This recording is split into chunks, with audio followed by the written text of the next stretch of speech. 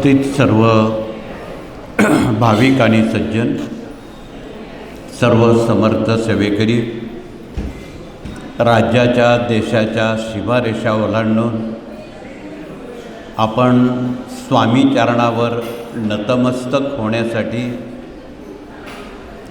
सेवा चरणावर रुजू करण्यासाठी, आपण समस्यामुक्त होण्यासाठी इथे गेली अनेक दशकांपासून गुरुवार आणि रविवार जनता दरबार भरवला जातो आणि विनामूल्य मार्गदर्शनातून जनतेचे दुःख संकट निरसन करण्यासाठी स्वामींच्या सेवेचं महत्त्व सांगितलं जातं. त्यासाठी आपला बहुमोल वेळ खर्ची घालून आपण खरं तर आलेला आहात. म्हणून आज रविवार आहे. आज आपण नेहमी वेगवेगळ्या ठिकाणी वेगवेगळे उपक्रम राबवतो. आजचा उपक्रम वधूवर परिचय मेळावा रायगड जिल्ह्यात कर्जत या ठिकाणी आयोजित केलेला आहे. इथे विवाह मंडळ आलेलं आहे.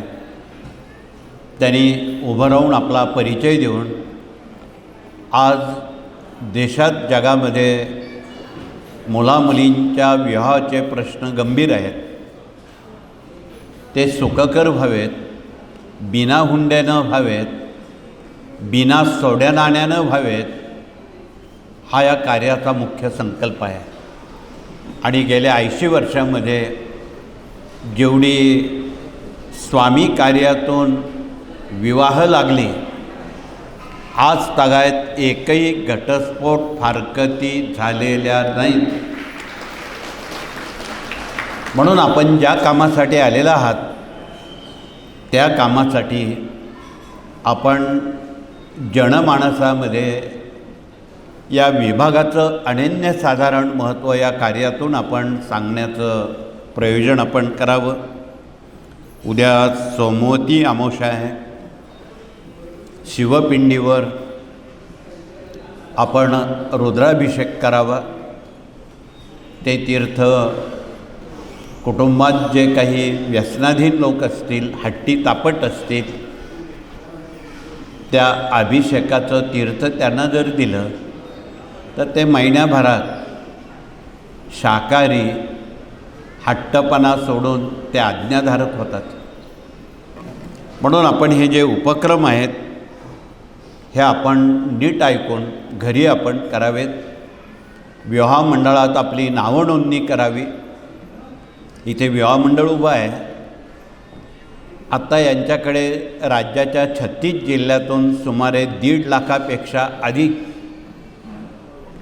वधू आणि वर यांची माहिती उपलब्ध आहे. त्या नोंदीचा आपण फायदा घ्यावा आणि ज्यांच्या पालकांना मुलामुलींची विवाह कर्तव्य आहे त्यांनी विवाह नोंदणी इथे दर गुरुवार रविवारी केली जाते, त्यात आपला सहभाग घ्यावा. त्यानंतर या विभागातून आत्महत्या पीडित मुलामुलींची विवाह सातत्यानं केली जातात, बिना हुंड्यानं, बिना सोन्या नाण्यानं. देशात शहीद जवान त्यांच्या मुलामुलींची विवाह ही देखील या कार्यातून बिना हुंड्यानं केली जातात. अजून पुढचं पाऊल, समाजात जे दुर्लक्षित लोक आहेत, विकलांग आहेत, दिव्यांग आहेत, अपंग आहेत, त्यांना योग्य जोडीदार शोधून देण्याचं कामसुद्धा या मंडळातून केलं जातं आहे. देशामध्ये निरनिराळ्या घटनेमध्ये बरेच लोक नैराश्यपोटी आत्महत्या करतात. त्या कायमच्या थांबवण्यासाठी हे 18 उपक्रम या कार्यातून आपण जनतेपर्यंत पोचवावे. म्हणून बहुविध उपाय या कार्याच्या 18 विभागातून उपलब्ध आहेत. कृपया आलेल्या सर्व भाविकांनी या 18 विभागाचं अभ्यासक, उपासक, प्रचारक आणि प्रसारक बनावं हे कळकळीचं आव्हान. म्हणून ज्यांना मुलामुलींची विवाह करायचे त्यांनी या विवाह मंडळात हे सत्र संपल्यावर संवाद साधावा. त्यानंतर निर्माण होणाऱ्या मानवी समस्या आहेत. रात्रीपासून अनेक जण लेखी समस्या आमच्यापर्यंत आपण आणलेल्या आहेत. इथे प्रश्न उत्तर विभाग प्रतिनिधी आलेले आहेत. त्यांनी आपला परिचय देऊन सायंकाळच्या आरतीपर्यंत हे 18 विभाग चालू असतात. म्हणून ज्यांना आपल्या समस्या विचारायच्या आहेत त्यांनी उभ्या असणाऱ्या प्रतिनिधींकडे मिळालेल्या पेपरवर आपलं नाव, गाव, पत्ता, त्या राखाण्यात देवी, खंडोबा, थोडक्यात त्याची माहिती कुटुंबाची द्यावी. ते सगळे पेपर इकडे आले जातात आणि त्यावर लेखी स्वरूपात मार्गदर्शन केलं जातं. ते समजून सांगण्याचं काम उभे असणारे प्रतिनिधी विनामूल्य आपणाशी संवाद साधतील. तथापि आपली काही जिम्मेदारी आहे की वर्षातून एकदा देवी खंडोबाला जाऊन आपण सन्मान करून यावं, तरच आपली कामं मार्गी लागतील. देरे हरी पालनावरी हे कधी शक्य नाही. म्हणून आपण भारतीय संस्कृती, कुलधर्म, कुलाचार या निमित्तानं गोत्र, देवी, खंडोबा हे आपल्याला माहीत पाहिजे. इथे आमच्या काही सेवेकऱ्यांकडे क्षात्रधर्म आहे छत्रपती राजांचा, आणि त्यामध्ये महाराष्ट्रवासियांची कुळं, गोत्र, देवी, खंडोबा याचा समावेश आहे. ती कृपया माहिती घ्यावी. शिवरायांनी आपल्यावर खूप उपकार केलेले आहेत. अनेक शतकं, अनेक युग ते न फिटणारे आहेत. एवढं काम शिवरायांनी या संस्कृतीसाठी, देशासाठी केलेलं आहे. म्हणून हा एक त्यातला भाग आहे. म्हणून आपण या विभागातून सहानुभूतीपूर्वक आर्तपीडित दुःखितांची अश्रू पुसून त्यांना सुखद मार्गाकडे स्वामी महाराज समजून सांगावेत. या कलियुगाचे सर्व मालक स्वामी महाराज आहेत. झाडाची पानंसुद्धा त्यांच्या आज्ञेशिवाय चालत नाहीत. म्हणून आपण स्वामी महाराजांचे रोज सेवा म्हणून 3 अध्याय स्वामी चरित्र ते दाखवत आहेत. 11 माळा जप आत्ताच गुरुजींनी ज्यांना सेवेकरी व्हायचं आहे त्यांच्यासाठी मागाशी सूचनात्मक काही मार्गदर्शन केलेलं आहे. त्या बाबी आपण अखंडित आबादीत ठेवाव्यात. शाकाहारी राहावं, परान्न करावं. ज्या लोकांच्या घरी नियम पाळले जात नाही, आहाराविहारादी, त्यांच्या घरचं अन्न पाणी कृपया वर्ज्य करावं. नाहीतर तुम्ही सेवा कराल आणि त्यांचं अन्न खाल, तुमचं पुण्य त्यांना जाईल. उद्या तुम्ही म्हणाल की आम्ही एवढं करतो, मग असं काय झालं. याची माहिती असणं गरजेचं आहे. म्हणून आपणाला काही सूचनात्मक बाबी त्या 18 विभागातून अगदी तंतोतंत सांगितल्या जातील. म्हणून आपण थोडंसं समयदान द्या. जे लोक वेळेचं दान देतात त्यांना या गोष्टी सांगाव्या लागत नाही. म्हणून चांगल्या कामासाठी वेळ आपला खर्ची घालावा हे पण आपण शिकावं. तर पुढचा विभाग मूल्य शिक्षण. यात काम करणारे गुरुजन प्रतिनिधी आलेले आहेत. घरोघरी शाळांमधून पुंडलिक श्रावणबाळ तयार व्हावेत. आपलं वार्धक्य, म्हातारपण जपण्यासाठी तरुण पिढी आज व्यसनाकडे वाहू लागलेली आहे. शहरांमध्ये अनेक ठिकाणी, कॉलेजमध्ये आपणाला माहीत आहे. हे कायमचं थांबवण्यासाठी या विभागातून उपाय दिलेले आहेत. उभे असणारे गुरुजन लोक विद्यार्थी आज्ञाधारक होण्यासाठी काही उपाय सुचवणार आहेत. तो उपाय आपण करावा की जेणेकरून त्या आईवडिलांचे सतत आज्ञाधारक राहतील, त्यांचा सांभाळ करतील. आणि हे कोणत्या पालकाला नको आहे? म्हणून इथे बसलेल्या सर्व पालकांनी तो एक उपाय दिलेला आहे. त्या यंत्रावरून 7 मिरी 7 लवंगा उतरून त्याची पूड त्यांना चहातून, जेवणातून, भाजीतून खाऊ घातले. ते हयात आईवडिलांचे आज्ञाधारक राहते. हा सोपा उपाय दर शनिवारी रविवारी आपण करण्याला हरकत नाही. तो उपाय घरच्या घरी करायचा आहे. म्हणून या सोप्या सोप्या बाबी भगिनींच्या मसाल्याच्या डब्यामध्ये डझनभर औषधं आहेत, त्याचा वापर आपण करावा. इथे आरोग्य विभाग आलेला आहे, डॉक्टर लोक आलेले आहेत. त्यांनी आपला परिचय देताना त्या मसाल्याच्या डब्यावर ते आज दिवसभर बोलणार आहेत. बऱ्याच जणांना हृदयविकाराचा त्रास असेल तर 1 ग्रॅम जिरं विड्याच्या पानात खाल्ल्यास हृदयविकाराचे त्रास आणि हिमोग्लोबिन 14-15पर्यंत वाढण्याचं काम, प्लेटलेट नियंत्रणात ठेवण्याचं काम जिरं करते. आणि इथे गुरुवार रविवारी किमान 100 लोक तरी कॅन्सरचे येतात दिवसभरात. इथे डॉक्टर लोक मोठ्या संख्येनं आलेले आहेत सेवेसाठी विनामूल्य. आलेल्या डॉक्टरांकरवी आपण आपल्या प्रकृतीची शहानिशा विचारपूस करावा. आणि इथे बसलेल्या भगिनींनी मसाल्याच्या डब्याचा अभ्यास करावा. त्यात जिरं काय काम करतं, मिरं काय काम करतं, तेजपान काय काम करतं, वजन घटवण्यासाठी दालचिनी काय काम करते, असे कितीतरी दवा आहे.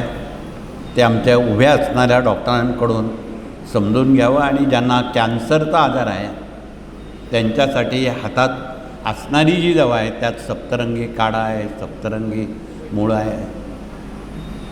कॅन्सरचे सर्व प्रकार आणि त्यावर असणारे सारे उपाय या ठिकाणी उपलब्ध आहेत. त्याचा आपण सहानुभूतीपूर्वक कृपया लाभ घ्यावा आणि ती माहिती गोरगरीब जनतेपर्यंत पोचवावी हे कळकळीचं आवाहन. त्यासाठीच आपण त्र्यंबकेश्वर या ठिकाणी मोरेदादा चॅरिटेबल हॉस्पिटल त्यासाठी उभं करतो आहे. हा खटाटोप त्यासाठी आहे. आणि तिथे जगातील देशातील सर्व कॅन्सरग्रस्तांचं असाध्य आजार बरा होण्यासाठी हा सर्व खटाटोप सेवाभावी म्हणून केला जातो. त्यात आपलं सर्वांचा सहभाग असणं जरुरीचं आहे. यावर खूप बोलता येईल. तथापि पुढचा विभाग या ठिकाणी आमचे इंजिनियर वास्तुतज्ञ आलेले आहेत.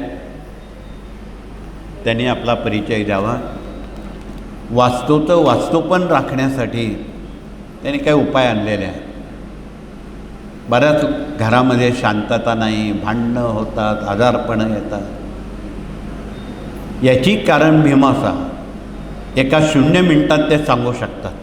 तुम्ही घराचा नकाशा आणला तर कुठल्या दिशेला काय नसावं असावं या संदर्भात उभे असणारे इंजिनियर आपणाशी संबोधित करतील. म्हणून आपण त्यांना सत्र संपल्यानंतर भेटू शकता. पुढचा विभाग या ठिकाणी कायदेशीर सल्लागार वकील आणि न्यायमूर्ती आलेले आहेत. त्यांनी आपला परिचय देऊन गोरगरीब जनतेला कायदा माहीत नाही, उगाच त्या कोर्टामध्ये दरमहा वाऱ्या करतात आणि अनाठाई पैसा खर्च होतो. हे कुठेतरी थांबवायचं असेल तर यांचा सल्ला मार्गदर्शन कायदेशीर सल्लागारांचं, ज्यांना केंद्रांच्या काही समस्या असतील, त्रुटी उणीवा असतील, त्याही उभे असणाऱ्या कायदेशीर सल्लागारांद्वारा आपण समजून घेण्याचं करावं हे कळकळीचं आवाहन. पुढचा विभाग या ठिकाणी प्रशासकीय कामकाज प्रशिक्षण प्रतिनिधी आलेले आहेत. त्यांच्यासोबत युवा प्रतिनिधी, सांस्कृतिक विभाग प्रतिनिधी, स्वयंरोजगार प्रतिनिधी, पर्यावरणपूरक प्रतिनिधी, गोवंश प्रतिनिधी, माहिती तंत्रज्ञान प्रतिनिधी, याज्ञिकी प्रतिनिधी, दुर्ग अभियान आणि देशविदेश अभियान प्रतिनिधींचा समावेश आहे. या सर्व 8 जणांनी आपला परिचय द्यावा, कारण आगामी काळात पर्जन्याची खूप चिंता आहे आणि दुष्काळ अटळ आहे. आपण हवेत राहू नका. जो पाऊस जो पडला आहे कोकणात, इतरत्र, खरं तर तो स्वामींच्या सेवेकऱ्यांमुळं आणि पर्जन्य सुक्त म्हटल्यामुळं पडलेला आहे. वेधशाळेनं मागं सांगितलं होतं की 1 महिन्यापूर्वी अटलांटिक सागरावरचे उष्ण वादळ भारतावर एकही काळा ढग येऊ देणार नाही. तसंच घडतं आहे. त्यामुळं पाऊस पडणार नाही. तो जर पाडायचा असेल तर तुम्ही सेवेकरी या नात्यानं सुज्ञात, तुम्हाला एक माहीत आहे पर्जन्य सुक्त म्हटल्यावर पाऊस येतो. सर्व शेतकऱ्यांनी प्रार्थनापूर्वक मनोभावे पर्जन्य सुक्ताचं वाचन केलं, त्याला यावं लागेल. निदान मुबलक का होईना, सुवृष्टी का होईना, ते सगळं वेधशाळेनं सांगितलेलं बाजूला राहील आणि शेती चांगली पिकण्यासाठी आपण केलेल्या सेवेची फलश्रुती बळीराजाला मिळेल. म्हणून आपल्याला कळकळीची सूचना आहे. एक 5-10 मिनिट कुठे आपले वाया जात नाही. सर्वांना सांगा, ज्या ज्या भागात पाऊस नाही, अर्धा महाराष्ट्र कोरडा आहे सर्व ठिकाणी. आणि आता जर पाऊस आला नाही तर दुबार पेरणीचं संकट आहे सर्वत्र. त्यातही शेतकऱ्यांना फसवणारे कोण नाही. सगळेच लोक शेतकऱ्यांना फसवायला लागले. व्यापारी फसवतात, दलाल फसवतात, बियाणेवाले फसवतात. जेवढं बियाणं पेरलं ते उतरलं नाही. या साऱ्या गोष्टी कृषी प्रतिनिधी उभे आहेत कृषी गीता घेऊन. म्हणून बियाण्याचं परीक्षण कसं करावं, माती परीक्षण कसं करावं, पाणी परीक्षण कसं करावं. इथे याज्ञिकी प्रतिनिधी उभे आहेत. वादळ येऊ नये म्हणून हा भगवा ध्वज कसा लावावा, का लावावा, भूकंप होऊ नये म्हणून हे यंत्र का लावावं. आता भूकंपाचे दिवस आलेले आहेत. तुम्ही रोज वृत्तपत्र वाचता, वेगवेगळ्या ठिकाणी 3-3.5 रिश्टरपासून भूकंपाला सुरुवात झालेली आहे. तो 8 रिश्टरपर्यंत येणार आहे वेगवेगळ्या ठिकाणी. म्हणून राज्याच्या 36 जिल्ह्यात तरी, राज्यात असणाऱ्या हजारो केंद्रात तरी जर हे भूकंप यंत्र स्थापन केलं तर त्या भूकंपाची तीव्रता कमी होईल, वित्त आणि मानवहानी होणार नाही. याला रुपया लागत नाही. हे आपणाला पटतं का बघा. हे आपण जनतेपर्यंत का सांगू नये. म्हणून आपण सहानुभूतीपूर्वक जनतेच्या, मानवजातीच्या, देशाच्या आणि धर्माच्या हितासाठी हे उपक्रम राबवले जातात. हे आपण जनतेला आर्जावून सांगावं. त्यांच्या मनात काय असेल ते दूर करावं, किलबिश दूर करावं आणि विनामूल्य या कार्यातून ही जी सेवा केली जाते तिचं महत्त्व अबाधित ठेवावं. शेवटचा विभाग या ठिकाणी मराठी अस्मिता आणि भारतीय संस्कृतीत काम करणारा भगिनी वर्ग आलेला आहे. त्यांनी आपला परिचय द्यावा की आगामी ज्येष्ठ महिना उद्या संपतो आहे. परवा आषाढ महिना सुरू होतो आहे. त्यात 2 सण मोठे येतात. चातुर्मास सुरू होतो. आषाढी एकादशीपासून चातुर्मास सुरू होतो. पुढे 4 महिने. एकादशीपासून तर गुरुपौर्णिमेपर्यंत सेवेकरी प्रणालीत मोठा ब्रह्मानंद असतो. गुरुपौर्णिमा हा उत्सव मोठ्या प्रमाणात देशभरात साजरा होतो. म्हणून जे सेवेकरी आहेत त्यांची रवानगी गुरुपौर्णिमेला वेगवेगळ्या ठिकाणी केली जाणार आहे. आणि आपण गुरुपौर्णिमेला 25 तारखेच्या चौथ्या शनिवारी त्र्यंबकेश्वरला मोठा सण गुरुपौर्णिमेचा सर्वांना बोलवलेला आहे, तिथे आपण यावं. तदनंतर आपण वेगवेगळ्या ठिकाणी ही गुरुपौर्णिमेसाठी स्वयंसेवक म्हणून जावं. त्यात ती एक वाक्यता असावी. कुठली बुवाबाजी आपण खपून घेणार नाहीत, अशा पद्धतीनं आपण वागावं. आणि आपले सर्वांचे गुरु स्वामी महाराज आहेत. गुरु 5 प्रकारचे असतात: गुरु, सद्गुरू, परमगुरू, परात्पर गुरु आणि गुरुतत्व. हे स्वामी महाराज आहेत. ज्यांचे देहधारी गुरु असतील, हयात नसणारे असतील, ज्यांनी गुरु केले असतील, या सर्वांना कळकळीचं निवेदन आहे की तुम्ही या साऱ्या गुरूंना स्वामींच्या तसबिरीत बघा. तुम्ही जर त्यांना स्वामींमध्ये बघितलं तर त्यांना आनंद होईल, ते तुम्हाला आशीर्वाद देतील. स्वामी सर्वांचेच गुरु आहेत. सर्वदेवम नमस्कारम केशवम प्रति गच्छति. म्हणून कुठेही जायचं काम नाही. हा सहानुभूतीचा प्रश्न आहे. म्हणून आपण त्या दिवशी, आणि ज्यांना शक्य नाही त्यांनी आपल्या घरचे घरी स्वामींच्या प्रतिकृतीवर पुरुष सूक्त, स्त्री सूक्त म्हणून पाण्याचा अभिषेक करावा. स्वामींना विनंती करावी, पुढची गुरुपौर्णिमा येई पावेतो आमच्या प्रपंचाचा सांभाळ करा, आशीर्वाद द्या आणि आमच्याकडून हयात स्वामींची सेवा करून जनतेचं भलं करा आणि देशाचं भलं होण्यासाठी आम्हाला शक्ती सामर्थ्य द्या, अशी माग आपण स्वामींकडे मागायचे, भारतमातेकडे मागायचे. यातून आदर्श नागरिक, नवी पिढी, निर्व्यसनी पिढी म्हणून या कार्याचं धोरण आहे. आणि या धोरणात्मक दृष्टीनं आपण वाटचाल करावी. अन्य मनात जे काही जळमटं असतील ते आपण काढून टाका. म्हणून आपणाला देश आणि धर्म आणि नंतर आपण वैयक्तिक जीवनाकडे वळावं, हे कळकळीचं आवाहन. आषाढ महिन्यात 4थं नवरात्र देवीचं येतं आहे.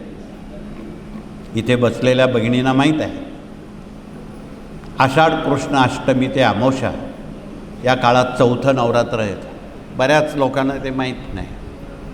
2च नवरात्र माहीत आहे, चैत्र नवरात्र आणि अश्विन नवरात्र. पण पौष महिन्यात येणारं अष्टमी ते पौर्णिमा याला शाकंभरी नवरात्र म्हणतात. आषाढ महिन्यात येणारं नवरात्र गावाचं, घराचं संरक्षण करणारं असतं. ते अष्टमी ते अमावस्या असतं. हे उभ्या असणाऱ्या भगिनी अन्य भगिनींना निश्चित सांगतील. त्यांनी ती सांगण्याची तसदी घ्यावी, एवढंच कळकळीचं सांगून पुनश्च एकदा आपणा सर्वांना मनापासून शुभेच्छा, धन्यवाद देऊन, हात जोडून आपण प्रार्थना करू. आणि पुढील सत्राकडे वळताना, आज रविवार आहे, खंडोबाचा वार आहे. जे भाग्यवंत आहे, ज्यांना खंडोबा माहीत नाही, सेवेबद्दल अनभिज्ञता आहे, त्यांनी सत्र संपल्यावर समोरच्या व्यासपीठावर मधल्या टेबलजवळ आमचे प्रतिनिधी आपणाकडून खंडोबाचे कुलधर्म कुलाचार करून घेतील आणि हे मल्हारी सप्तशती उभं राहून दाखवतो ग्रंथ. या ग्रंथाचं तासाभरासाठी वाचन पठण होईल.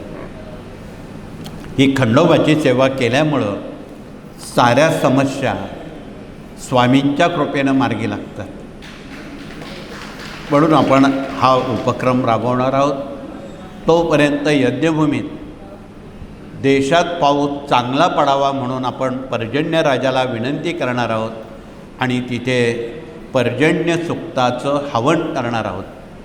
म्हणून या साऱ्या गोष्टी राष्ट्रहिताच्या असतील याची आपण कृपया नोंद घ्यावी.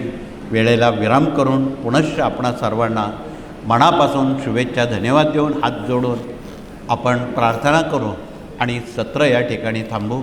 श्री स्वामी समर्थ.